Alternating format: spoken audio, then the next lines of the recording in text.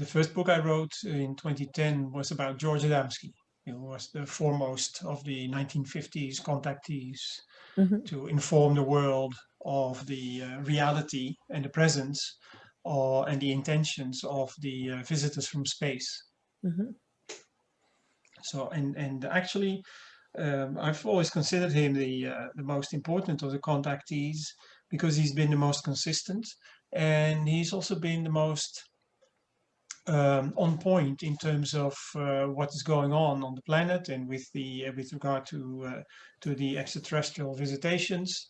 The very first newspaper report about his contact, first physical contact in 1952, November of 52, already mentions the warnings of the space people against our use of nuclear fission technology. And of course, most people will have heard of the efforts of Robert Hastings, who had been researching the claims and the experiences of U.S. military personnel on nuclear army bases around the United States, Hmm. where UFOs would be seen and sometimes deactivating the nuclear arsenal. And his research culminated in 2010 in a press conference in Washington D.C. And to me, that very clearly spells out how on point George Adamski was and how important his mission was. I was thinking perhaps just to explain to our listeners that when you talk about how the space people have been helping us by helping mitigate the effects of nuclear fission, we should perhaps mention that there are planes of matter which are finer than gas, called etheric matter. And although with our current science and the instruments that we now have, we cannot measure this higher level of energy, the etheric planes of matter. According to the Ageless Wisdom teachings and according to Benjamin Creme, the damage that is being done to us and to the environment through nuclear fission, the effects are mostly visible on the etheric planes of matter. Is that right, Gerard? Yes, indeed. I mean, the effects are bad enough as it is on the dense physical planes that we know, the Mm-hmm. dense and the liquid and the gaseous physical. But according to Benjamin Creme and the masters, the real harm, the worst harm takes place on the etheric physical planes of matter, Mm-hmm. which also constitutes our etheric bodies, and the harm done there undermines our immune system. And according to Benjamin Graham, his master, that is what accounts for the increasing instances of Alzheimer's disease, for instance. Mm-hmm. And if it were not for the efforts of the Space Brothers to mitigate and to neutralize the largest possible um, amount of nuclear pollution on the etheric planes, our planet would have been uninhabitable already. Wow, that's Wow. Benjamin Graham says that it's about 90 or 99% of their time that they spend on neutralizing this harmful fallout on the etheric planes of matter. So they're pretty, when we see them, if we accept what you're saying and what Benjamin Krem's saying, what George Adamski is saying, when we see them in the skies, and we're seeing an incredible increase of documentation with people holding up their smartphones immediately when they see something, they're probably hard at work. We think they're just hovering around, fascinated by us, but they have a larger purpose, it seems to be that you're saying, especially when it comes to keeping this planet habitable. And that brings up another thing that we have to keep in mind is the mass disinformation misinformation effort that has taken place for many decades. We have to remember the time that Adamski was speaking publicly, and he drew audiences of close to 1,000. Is that right? Like multiple hundreds or even thousands of people would turn out to hear him talk about his experiences communicating directly with the Space Brothers. Is that Definitely, right? definitely. There was shortly after his first two books about his physical experiences with the Space Brothers, Flying Saucers Have Landed, where his experience was included as the second part to the main part written by the Englishman Desmond Leslie, who actually presented a very thorough um, investigation in the historical records of UFO sightings and contact. Adamski's first experience was added to that book as part two. That was his meeting with a Venusian stepping out of a flying saucer in the mountains of the California desert. And his second book, Inside the Spaceships. He drew masses of people, and there's a photograph of the I believe it's the Detroit Masonic Temple, rather well-known building there, that seated 4,700 people, and it was filled to the rafters. And Wow. there's a photograph, and people are, are completely focused, fascinated by his accounts. But even in 1964, 1965, when he was on his final tour of the northeastern U.S. And close before his death because of poor health, he drew 800 people on an evening. Wow. And so he drew many people, large crowds, So even though he was ridiculed.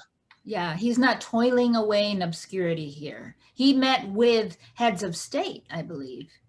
He met with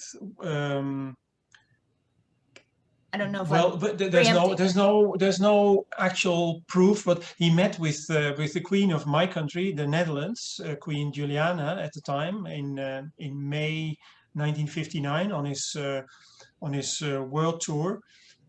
Which had to be cut off again because of poor health after some 6 months or something.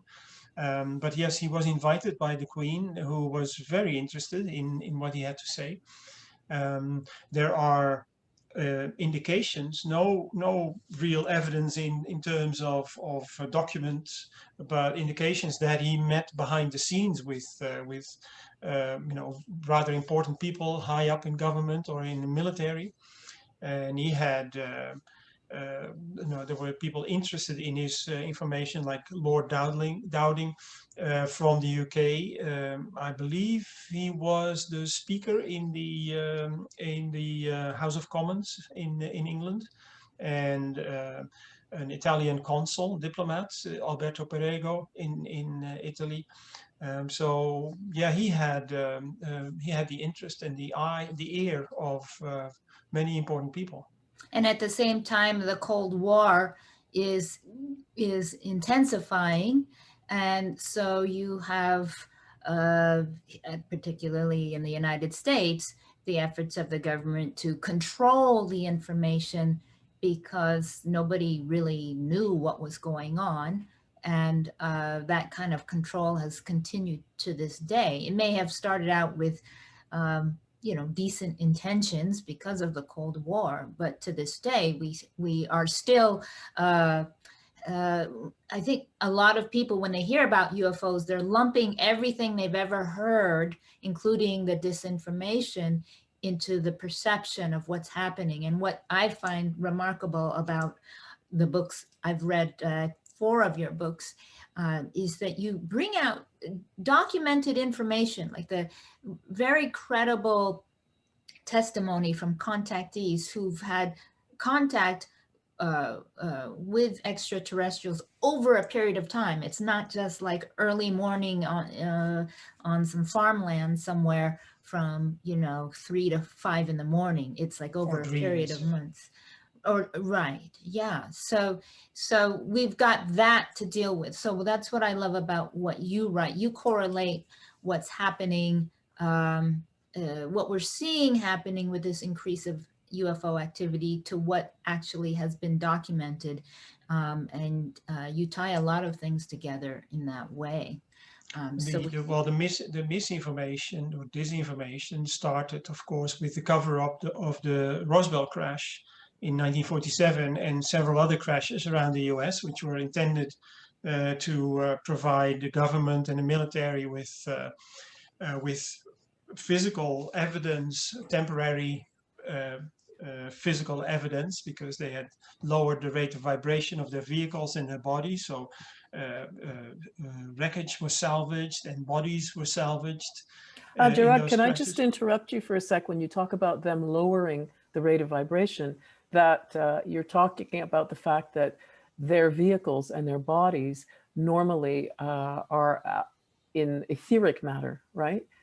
Yes, and that's exactly the reason. See. Yes, and that's the reason why, you know, when we send probes to Mars or Venus, we don't see anything there, because their lives, the life stream on those planets, whether it's vegetable, mineral, animal, or human life streams, are on the etheric planes of matter. It hasn't precipitated down onto the dense physical planes of matter as it has on our planet. And so to make themselves visible to us, they have to make that precipitation happen. They have to lower the rate of vibration of their bodies and their craft to bring it down to our level, to the physical material level. Yeah, and in our visual range. And that's what they do when they show themselves, or what they do only partially when they show themselves like lights in the sky, or, you know, those UFO clouds that are so common nowadays. And they are able to do that because well, maybe it's probably a level of mastery over themselves again, as you explained at the beginning of the show about the masters of wisdom on our planet, because they have evolved beyond our point in evolution. And the misinformation and disinformation that's been taking place since the Cold War, although I doubt that it was good intentions initially, you know, that's possible. It has been possible because they've, like the Masters of Wisdom, always respected our free will to not believe what we cannot put our finger on. And the Cold War efforts, of course, required huge amounts of money, public money, for the development of new nuclear weapons, the H-bomb and other, the neutron bomb at one point before détente. And when the contactees, George Adamski first and foremost, but also Howard Menger, Daniel Fry, Orville Angelucci, Truman Bethune, and those are just the best known from the United States, but there are others in other countries. When they were asked to bring out the message from the space people that we need to recognize that we are one world and one humanity, and need to work together, cooperate to avert the danger of nuclear annihilation, which will happen if we continue to compete and create tension and conflict and chaos. In order to avert that danger, we need to cooperate, and through cooperation, make sure that everyone has sufficiency in the basic needs, basic human needs like food and healthcare, education, shelter, technological know-how, which are all available in abundance across the planet. So they've been advocating that since the 1950s. And as I show in my book, in the 1950s was the time when it was hoped that the masters and the master of all the masters, Maitreya, the world teacher, would be able to return in full physical presence to the world. And their message has been exactly the same as that of the Space Brothers through the contactees. So you can see how this converges to something that the governments couldn't afford because they needed the public money to, or needed, they felt, their power was under threat if too many people would be lending their ear and be in support of international cooperation rather than international competition. And this is really what the Masters of Wisdom and Maitreya also tell us, is that we are experiencing a crisis of identity, that we don't know who we are. And as a result, we don't see clearly our relationship to each other. We don't look for right relationship with each other and with all the kingdoms of nature. And so we're not acting as one. There's no unity among us. There's all this division and competition. So it's No, I don't want to take us off track here because we're making some great points, but you said something, Gerard, that I want, maybe we need to make some distinctions. You mentioned that the extraterrestrials, the space brothers, have mastery over themselves. We talk about the masters of wisdom having mastered the physical plane life. What's the distinction? Are they masters as well? Well, I don't think I said they have mastery over themselves, although I do believe that they have a level of mastery beyond that which we have in our physical lives here. But they can be seen in many cases as similarly advanced beings from other planets as our masters of wisdom who have evolved from the human kingdom.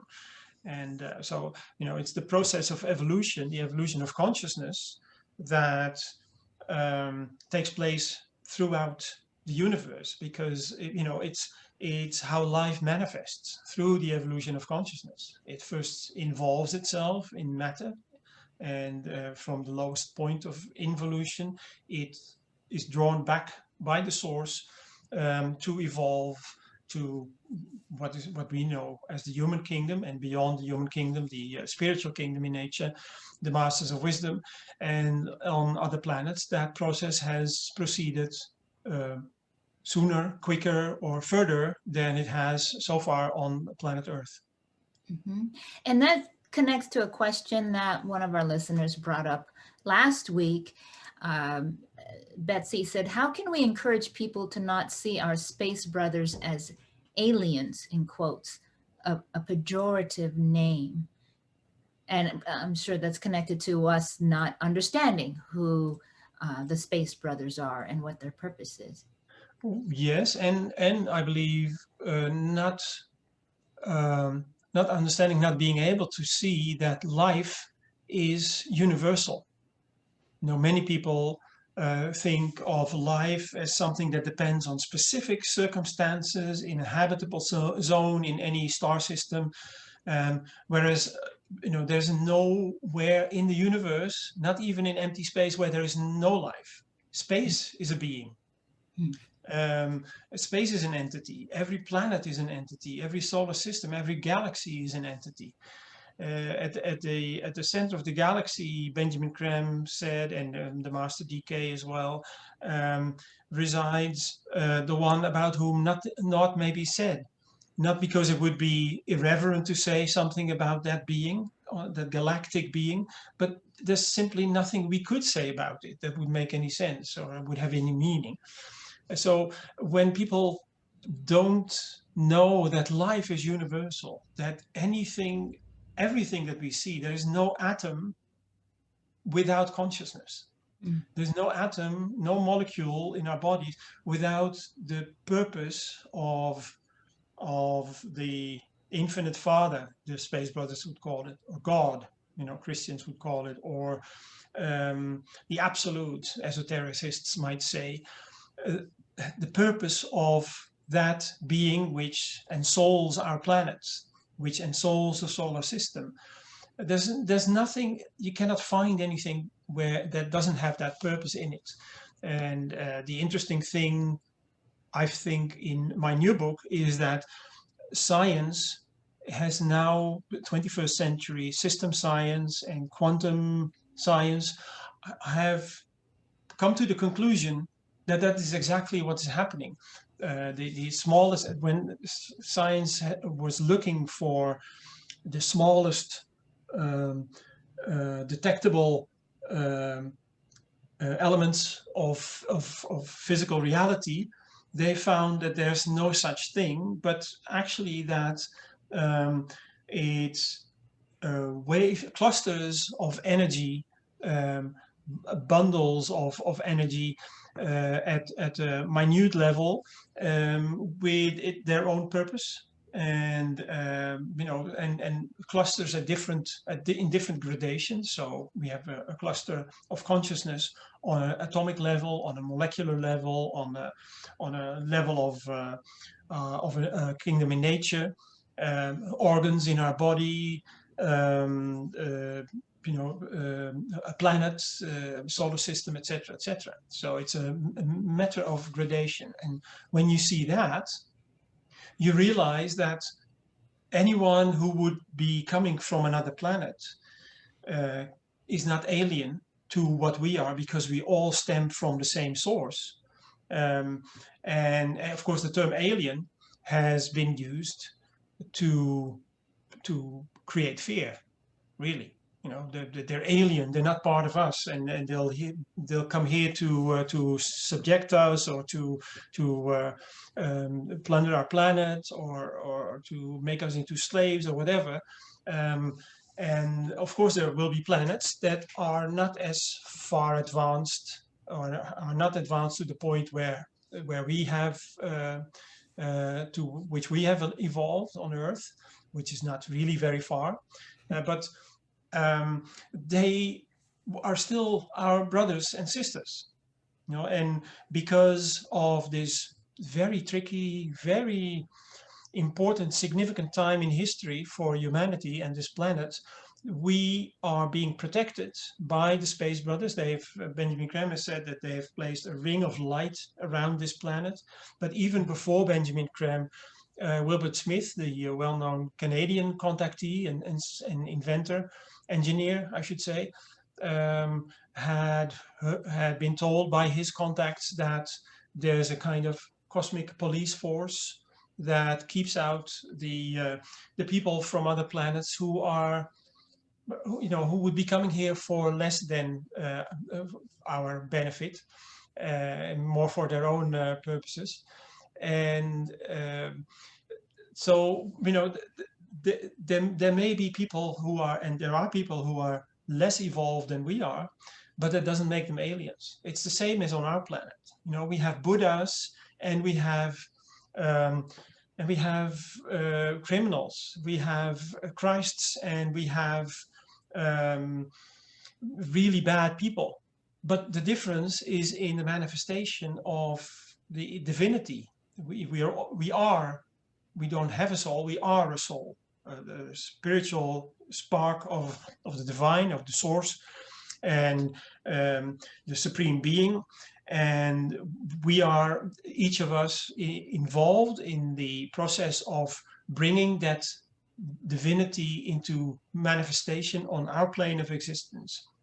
And that takes a long time. It takes many, many incarnations. And when we complete that journey, as the teachings say, and the Space Brothers as well, through the contactees, when you reach a certain point, when you've completed that journey, you're able to manifest that divinity on the physical plane. So aliens, I think alien is what goes against, you know, the qualities of the human heart. Alien, when you have a certain understanding of life and a certain level of consciousness, you understand that we are all connected through the heart, and anything that goes against it is alien to the human heart. It has nothing to do with people from other planets. Well, and we even use that word alien to talk about the word illegal alien. That's something that's immigrants, yes. Yeah, used by politicians to create course, yes. fear as well. Yeah, they have their own agenda, and you know, it's very much the same as the disinformation campaign in the 1950s, when when they were not willing to take up the offer of the Space Brothers for alternative safe source of energy, and persisted in developing nuclear energy. And we have a continuous stream of Hollywood movies and science fiction stories, etc., were intended to create fear and confusion in the public perception of the visitors from space. But in the 1950s, when Adamski and Menger and Bethrum and Fry and Angelucci and all the others were speaking about their experiences, there was no confusion about the visitors from space. There was no confusion because they were people with a certain intention, and even though it was difficult for most of us to accept that they were from Venus or Mars or other planets in our solar system, there was no confusion about the nature of these people and their intentions. The confusion was created deliberately. I'm curious, I'd like us to go on to talk about how scientists have been opening up in their perceptions of all of this information. But I have a quick question about how we call them Space Brothers, not aliens. How do the Space Brothers decide who they contact? Are there qualities that you notice that's common in these contactees? Is there diversity of background? Well,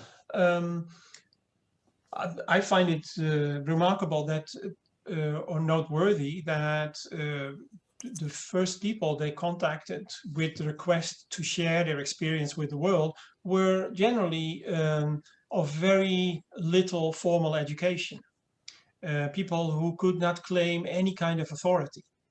And that would make it possible for the general public, the people who would hear these about these experiences, to accept it based on how true it rang in their hearts. Not based on some kind of authority. Oh, he's a professor, so he must know what he's talking about. But really based on a heartfelt response to the message itself.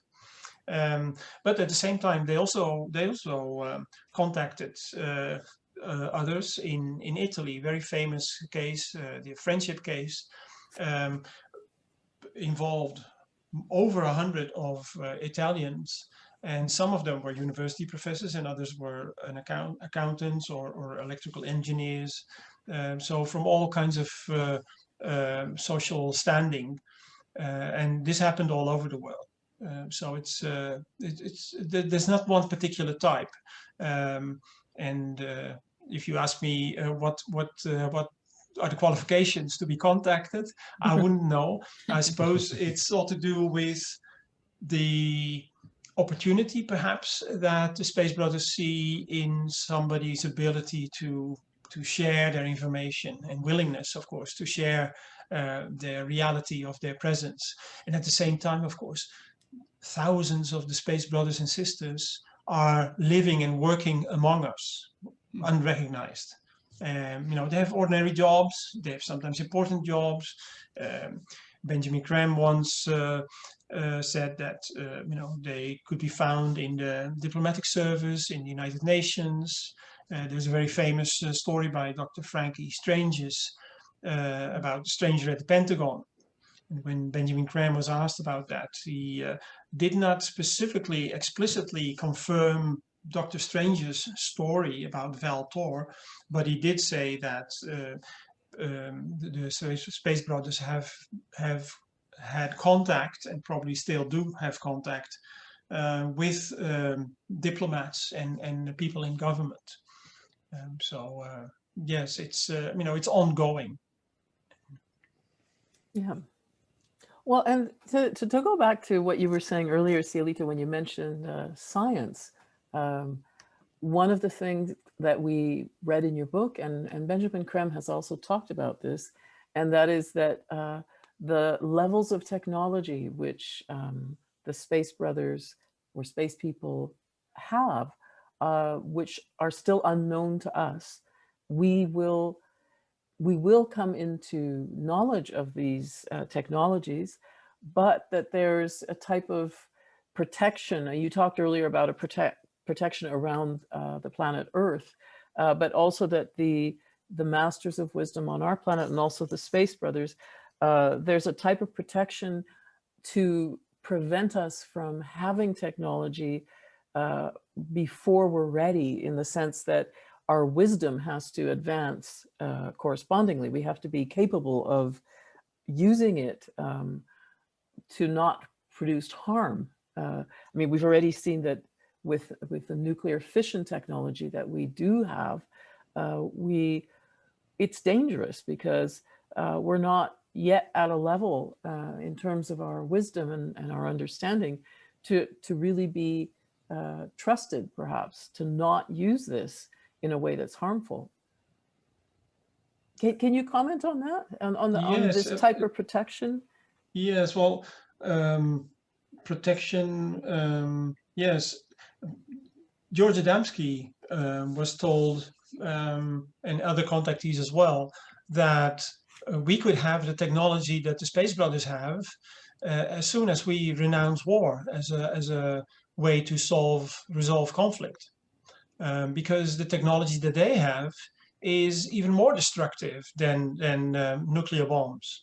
Mm-hmm.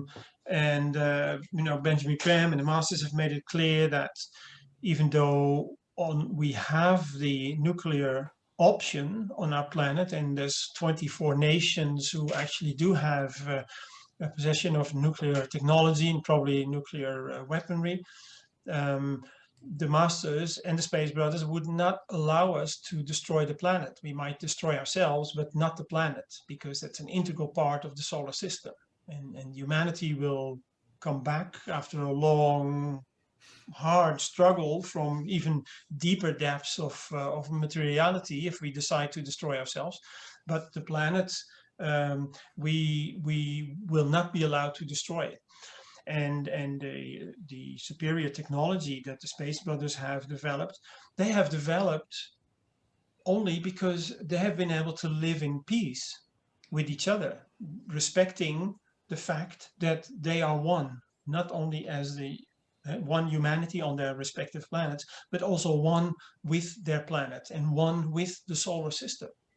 Yeah. And many people don't see the solar system as something that we are part of in a very real sense, but it is. We are really part of the solar system, and we are either helping the evolution of the solar system or we're hindering it. And excuse me. The interesting thing is, according to Benjamin Graham and Maitreya, the world teacher, who has given various, many forecasts of future events between 1989, 88, and 1993 through some of his associates in London. Sorry, there's something stuck in my throat. Would you like to get a glass of water? I forgot to get one, but I think I'm all right. Okay. Thanks. Benjamin Graham, his master, and Maitreya have spoken about the technology of light. And Maitreya has said that the scientists in the East and in the West, in Russia and in the United States, have been experimenting and have been taught by the Space Brothers to use this technology of light. So it is on Earth. We do have it in experimental, maybe laboratory form circumstances. But he's also said that if it were to be misused, we would get to the point where it would be misused when leaders would get wind of it and would try to use it against their opponents on the geopolitical scene. It would be destroyed. It would be taken away from us again. That protection is there. The interesting thing is this technology of light was described by George Adamski in his book from 1949, Pioneers of Space. My book, Pioneers of Oneness, was inspired in large part by that book by Adamski, and I've also taken the liberty of having my title, letting myself be inspired by that title. And also because Pioneers of Space really exudes a sense of oneness that is quite unique, and that's why I consider Adamski one of the most important of the contactees. But it's quite amazing to see the corroborations in George Adamski's books with the teachings, with Benjamin Cram's information. Really fascinating. I'm curious if these scientists are they knowingly working with? Do they know that they're working with? Many do. Many do, yes. There's one well-known case. He published a book under a pseudonym, Michael Wolff, and The Catches of Heaven. And he describes his work with a person from another planet, a scientist from another planet, several actually. And and Benjamin Cram and his master have confirmed that, yes. Oh. So it's a pseudonym. It's likely his colleagues have no idea that he's doing that, or are we talking about a group of people working with a group of our space brethren? I'm not sure, but I know there are scientists, plural, both in the former Soviet Union. At the time it was the Soviet Union, now Russian Federation, and the United States, and perhaps in other countries as well. Besides that, of course, there are underground bases. There are so many underground bases around the world where space brothers, scientists from other planets are working on their technology, among other things, to, of course, they mitigate the effects of the nuclear fallout on the etheric planes through their implosion devices, and they've continuously been working on further developing that, so to the point that they can now also use the same technology adapted to mitigate the effects of earthquakes, and who knows, maybe other natural disasters, I don't know. In the friendship case that I just mentioned, some of the Italians who were involved in that case of contact, to my knowledge, so far, none of the people involved in the friendship case have talked about having been invited on board spaceships, but several have described being invited into underground bases where training would be taking place, or scientists, extraterrestrial scientists would be working. And are they going into these underground bases on the etheric plane or the physical plane? I wasn't there, I don't know. And then the next question, you may not be able to answer this, is if the scientists, it takes time to, they're obviously working directly with each other or with scientists from other planets. That's taking time away from something else, and it brings to mind, like, how is it being funded, or how does that scientist, they must have a day job, like their standard scientific work. That's just a question that comes to mind when I imagine all these people involved. They're being asked to do something, and that's taking them away from doing something. There's so many black budget secret projects going on around the world. Yeah. There's massive black budgets only in the US. Black budgets account for billions, if not more, US dollars that the public knows nothing about. I don't know. Sure. But I believe that there's enough money around for those things to be funded. Well, Gerard, I wanted to talk about a little about what George Adamski has said repeatedly, and the other contactees as well. And this is in the last chapter of your book, Pioneers of Oneness, about the fact that they keep repeating that the message of the Space Brothers about how we need to live, as we've put on the screen right now, the reason for the presence of the Space Brothers is more important than their technology. And of course, we're always very interested in technology. That's natural. But they keep reiterating this fact that we have to turn our attention in a different place and make changes in the way we live. As you said earlier, you encapsulated it by saying we have to renounce war. And it's really interesting that the way they speak sounds so similar to, you know, the religious and esoteric teachings in the Ageless Wisdom that we already know from our own planet. It's really striking.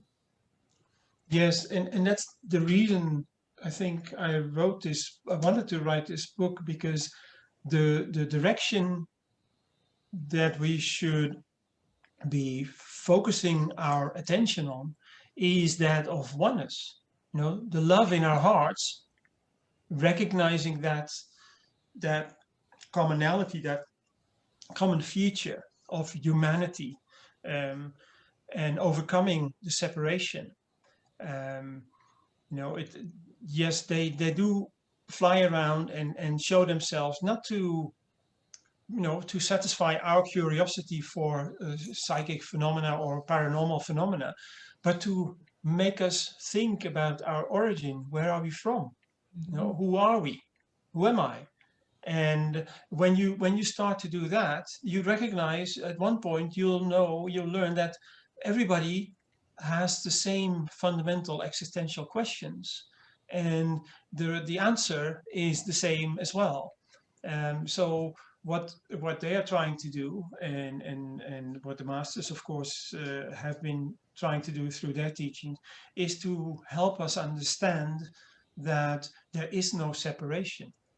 There is no them and us. There is no you and me, except on this particular level of physical manifestation that we have completely identified with. And we're trying to, idealize the self that we see in the mirror, the little self, and put it on Instagram in the best possible way, what we think is the best possible way. And instead, it takes our minds off who we really are. And the interesting thing about this time is that this has come to such a point of extreme separation that there's no other way to turn from here for humanity than to turn inward and to recognize our oneness. And that's where the solution is. When you recognize that you're one with your brothers and sisters in the human family, there's no other way, that there's nothing else you would do than share what you have. Not, so many people think, oh, there's the sharing thing again. I'm not going to give up my bank account number or the PIN to my bank card. It's not about that. It's not about your personal wealth or possessions or income. It's about forcing our governments to share what we have in abundance with countries where they are lacking what we have an excess of, whether it's food, whether it's technological know-how, whether it's financial support, whether it's building materials, doesn't matter. Healthcare, medicines. That's the only way to go from here, from this extreme point of selfishness, separatism, etc. So, that is, yeah, you're right. The Space Brothers have been saying that through the contactees. When you really read the books, many people who criticize or debunk try to debunk the contactees of the 1950s, they don't really pay attention to what's written in their accounts. They don't really read, except perhaps for things that cannot be proven, you see, there's no proof for that, so it's nonsense.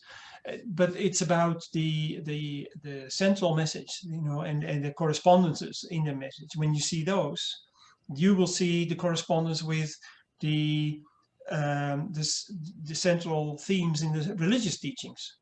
Exactly the same. In the ageless wisdom teachings, exactly the same. And even now, the system scientists of the 21st century are saying exactly the same. When we look at how evolution takes place, it, you know, it seems that evolving into ethical, moral human beings seems to be the purpose of evolution. Yeah. And there's a really nice quote from Benjamin Creme in Maitreya's Mission, Volume 1, where he says, every impulse of the soul leading to service is a demonstration of an impulse initiated many countless light years away and light years back in time by the Logos at the heart of our galaxy. So it really shows that that impulse to serve it's fundamental to who we are, because it really comes from our source. And that, I think, is a very powerful thing to be aware of, because when you talk about unity, I think that the feeling in our heart when we connect to each other, it is the impulse to serve. I mean, the feeling of unity and the impulse to serve, they're the same thing, really.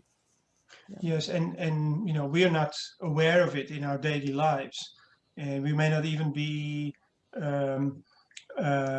willing to serve, but unknowingly to ourselves, just having incarnated as souls is a service to the plan of the Logos, the planetary Logos, our local God, so to speak.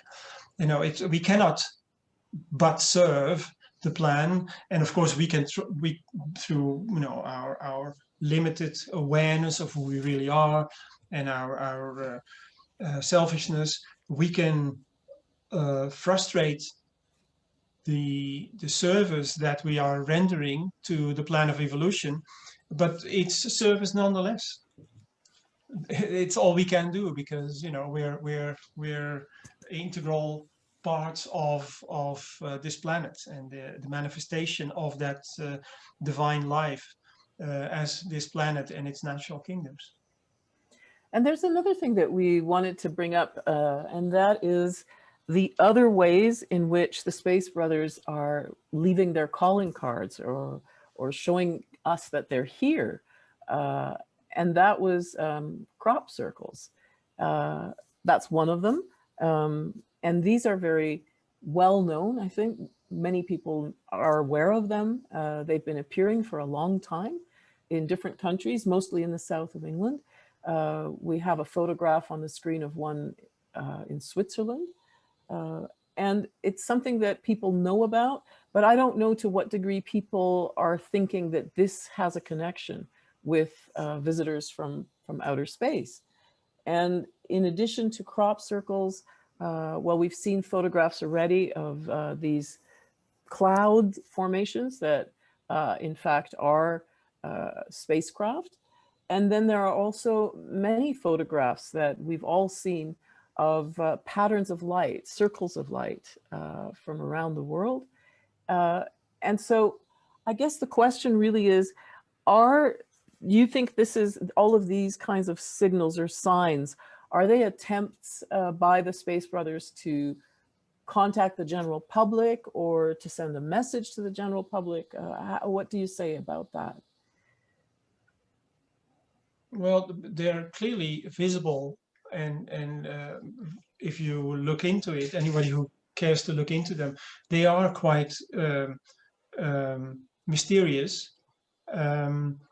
And according to Benjamin Graham, the crop circles are left as a sort of silent calling cards by the Space Brothers, if they're not faked, because of course, you know, as humanity is wont, or certain sections in humanity, you know, looking for notoriety or fame.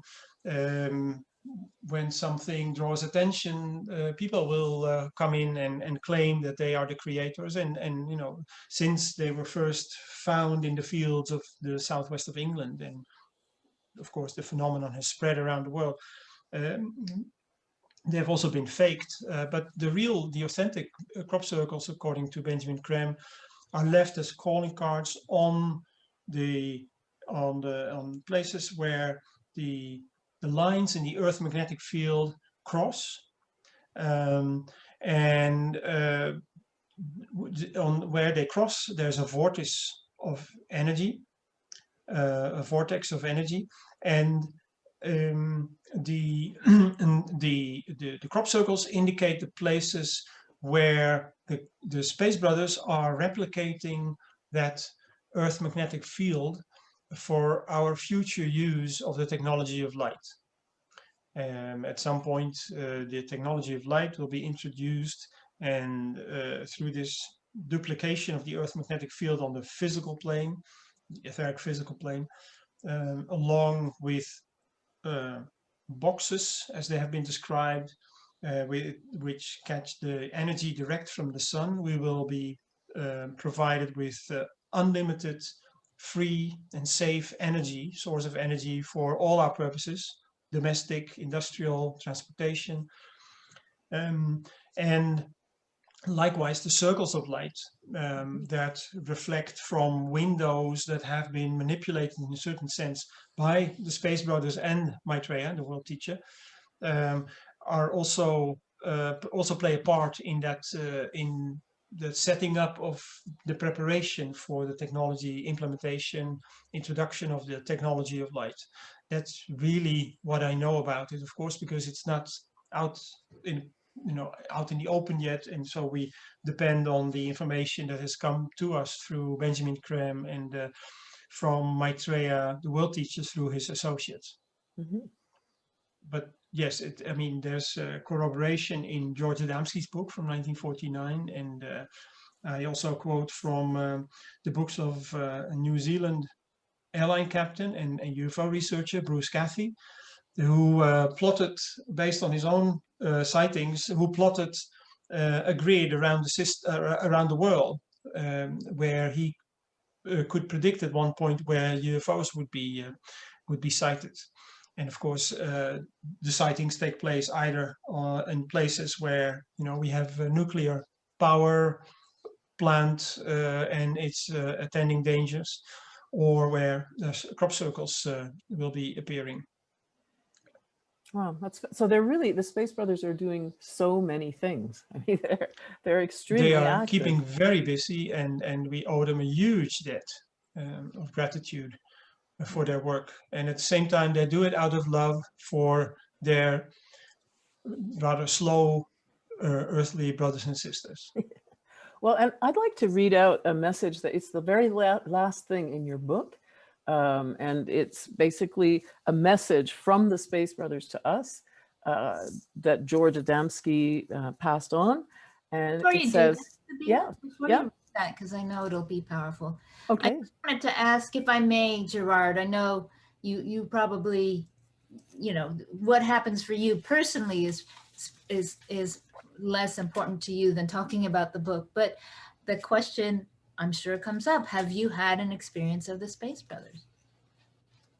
In the sense of meeting and speaking with someone, not that I'm aware of.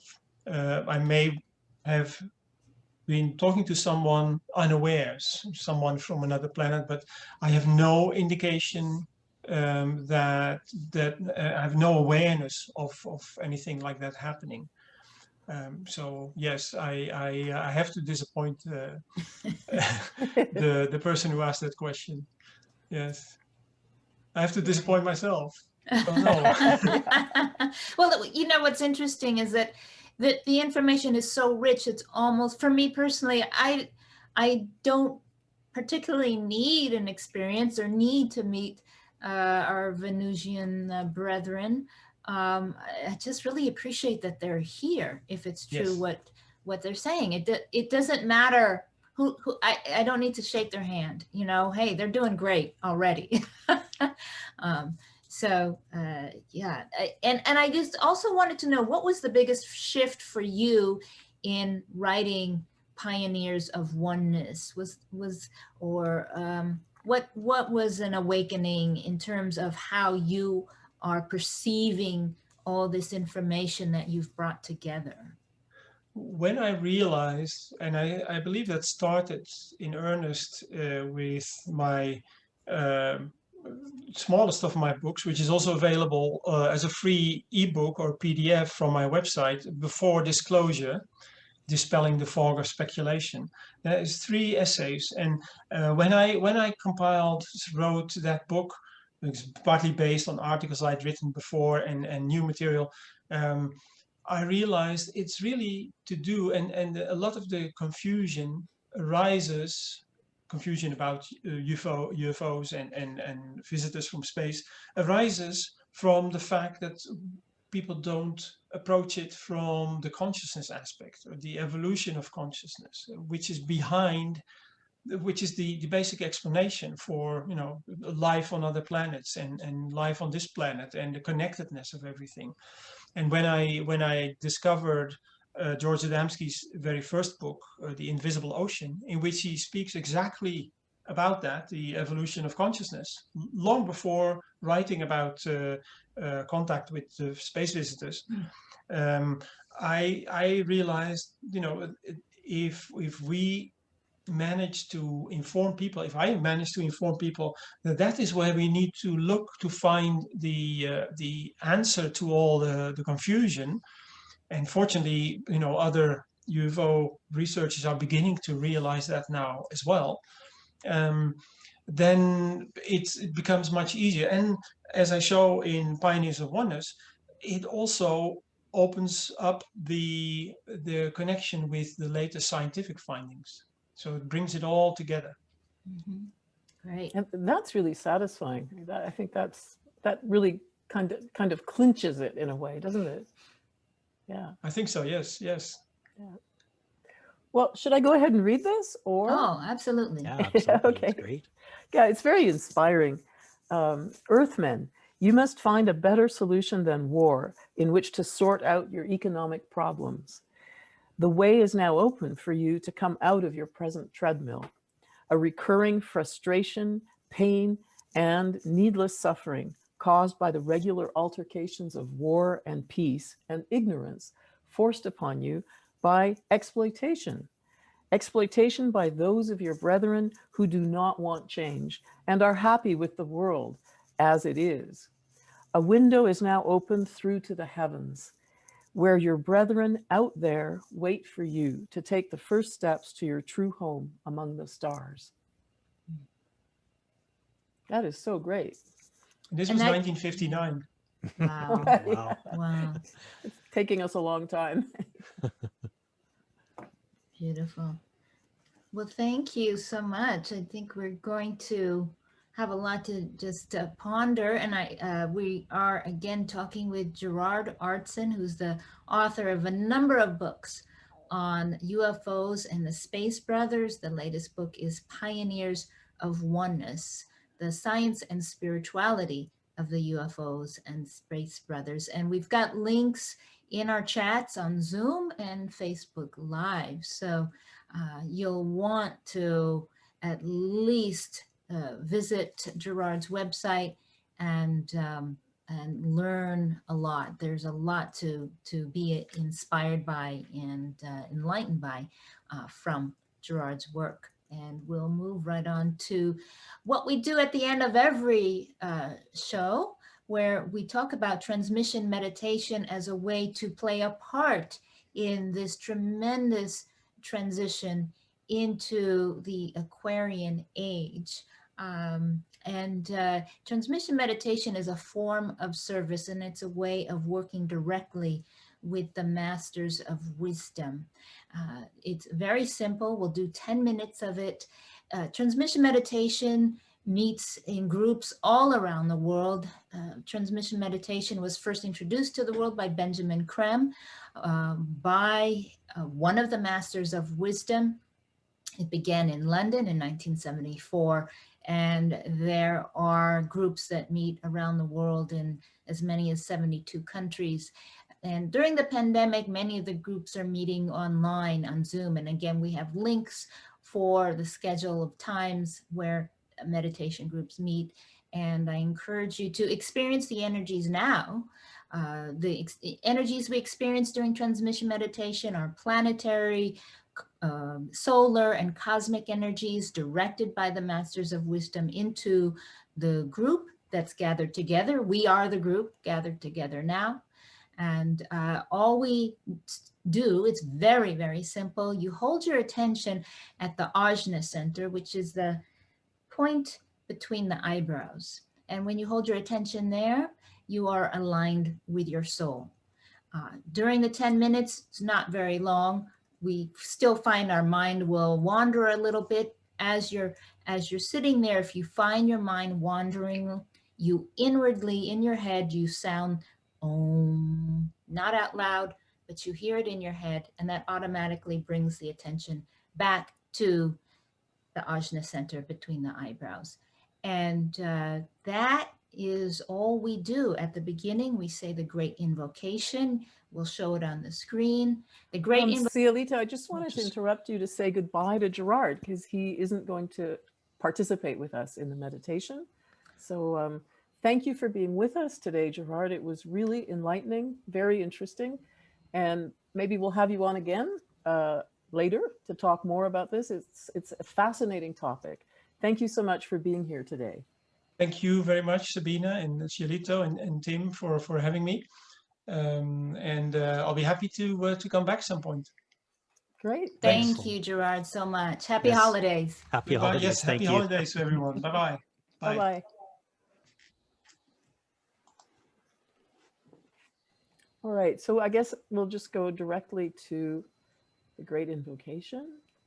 And there is a free download of the book on transmission meditation at share-ecart.com. We'll put that link in the comments as well. Yeah. And some people were asking about the text of that message that I read out from the Space Brothers.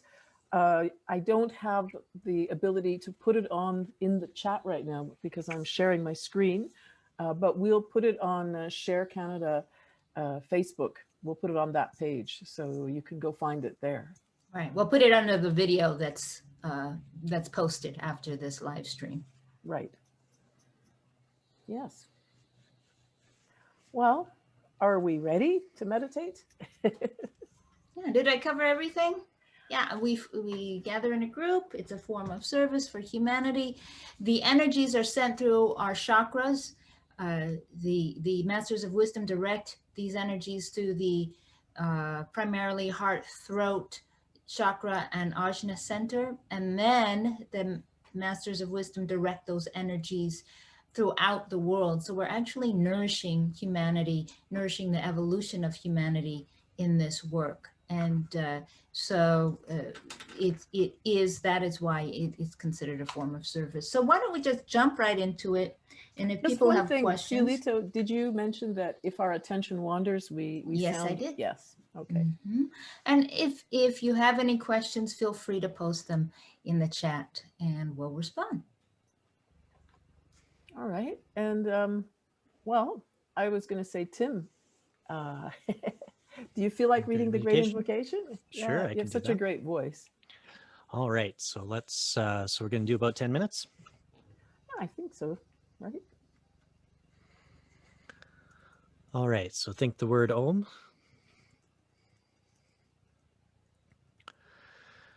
From the point of light within the mind of God, let light stream forth into the minds of men. Let light descend on earth. From the point of love within the heart of God, let love stream forth into the hearts of men. May Christ return to earth.